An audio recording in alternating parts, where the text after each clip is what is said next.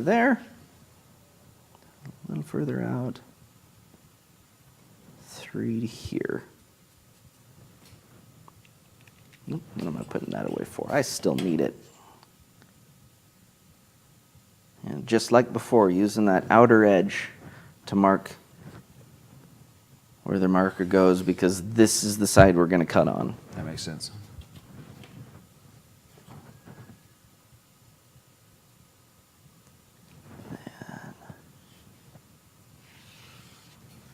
There. Now what we're going to do, we need to mark a 6-inch right here, because these, again, aren't like these ones where it's the same length the whole way. So that's the 6 there. I'm going to come out quite a bit.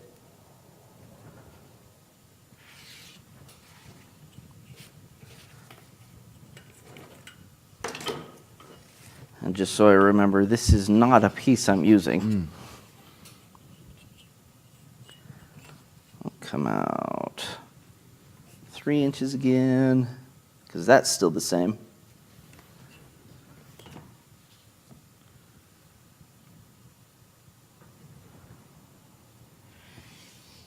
A little thick. Oh, that ruler wasn't quite in the right position.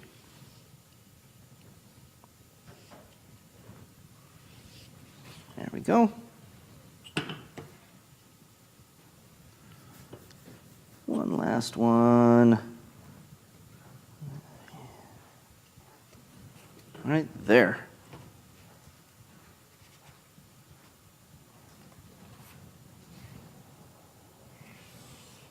Perfect.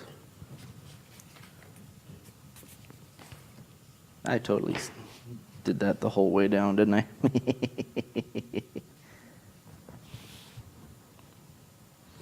There's my 6-inch.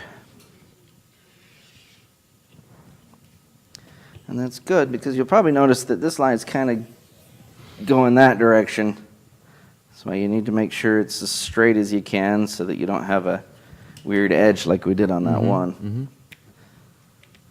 Okay, but now that that's marked out, let's check on these. Yeah. Should be plenty of time. See if the camera can pick this up. Remember how shiny and covered in stuff it was before, but now it's a lot better and still a little tacky, which is good. That's exactly what you want. Easy way to test this, touch it with your finger. If you lift your finger off and glue comes off with you, then it's not quite ready.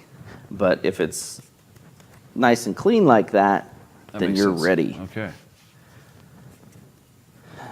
Now, in order to get as clean an edge as possible, what you want to do, at least what I do, is I will start on this far corner, on the outside corner. I'm not holding it like this yet, still kind of straight. Get that as aligned as I possibly can. And then I'll roll it back and get the back side there so it's nice and solid. Give it a little squeeze, set that in. Get your brush off of the other piece. And then I'll come to the other side. If you have to, pull it, force it, get it to do exactly what you want. It will give. It's a lot more forgiving than, say, wood. Then just slowly work down the line, pressing that edge in together, getting it as even as possible. Again, it doesn't have to be perfect, but the more even it is, the less cleanup you'll have to do later. Let's see how that's starting to vanish. Push that in. If you do it just right, these edges will line themselves up. Okay. Just like that, we have a nice clean edge. There's a couple of spots where it's sticking up just a little bit, but we can take those down a little bit later with some sanding paper or just fill them in. And again, we'll go over that at the end of the day today. Now we'll grab the next piece, which looks good, and just do the same thing. Again, take it nice and slow. You don't have to go fast. This isn't a rush. If it isn't sticking, put more contact cement on, it'll reactivate itself.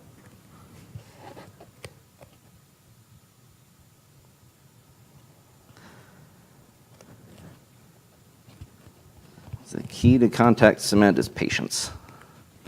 I know. You need that thing done now. Don't rush it. Gotcha. You'll just screw it all up, get upset with yourself, and never want to do it ever again. Okay, that side's ready. This side's still, you can kind of see Yeah. a little bit of shiny sheen there. yeah. That's where it was a little too thick. It just needs to sit for a little longer, and it should be fine after I get this piece all attached.